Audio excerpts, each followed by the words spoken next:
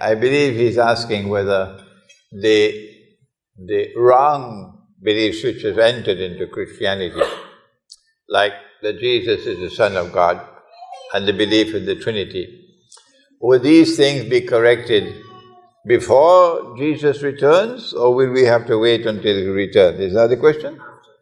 After he returns, yeah. My view, and I can be wrong,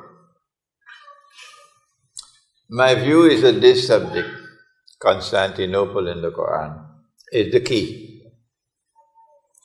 That if we have the scholars of Islam who do their work and reach out to the Orthodox Christian who will forget the West, that's hopeless.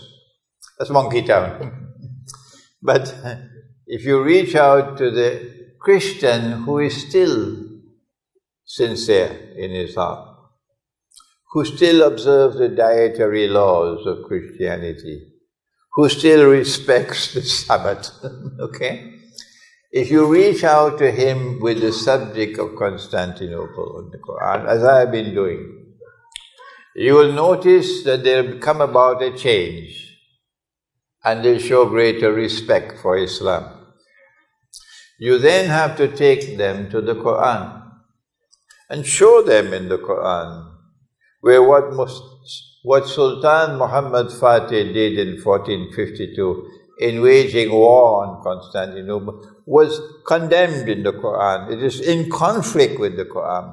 It's hopeless to tell that to the Turkish people. They don't respect the Quran. No. But teach that to the Orthodox Christians.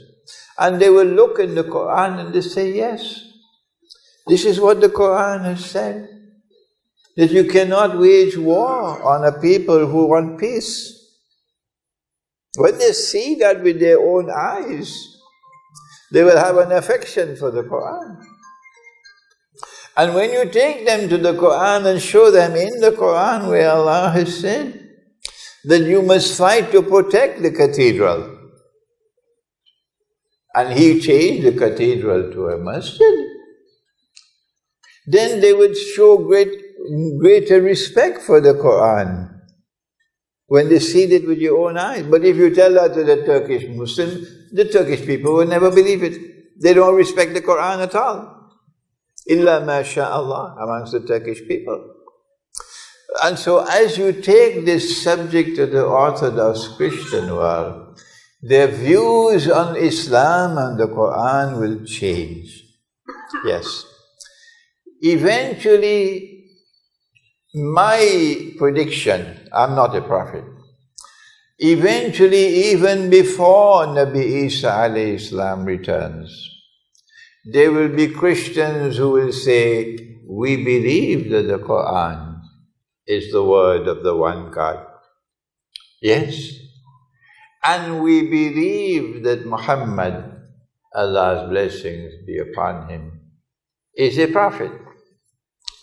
The Salafi will then jump up, take the shahada. But we'll show some more wisdom than the Salafi. Now, you are already in Islam. How can I invite a man into Islam who is already in Islam? Huh? They are already in Islam. The religion of Islam did not come to the world for the first time with Nabi Muhammad. Islam is comprised of two things. The deen is comprised of two things, not one.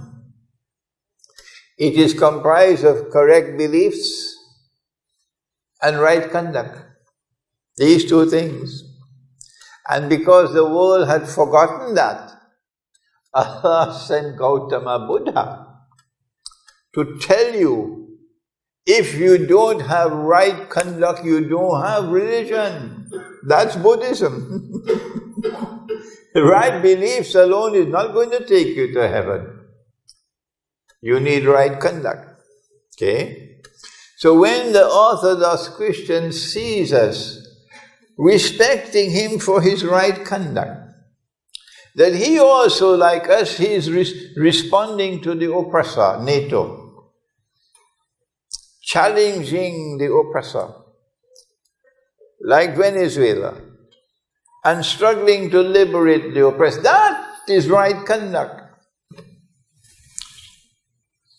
And when he sees us establishing we are both on the same wavelength, and we still have the same belief in one God, then even though he still worships Jesus as the Son of God, and he still worships in the Trinity, his conduct is right, and he has a part of the truth with him.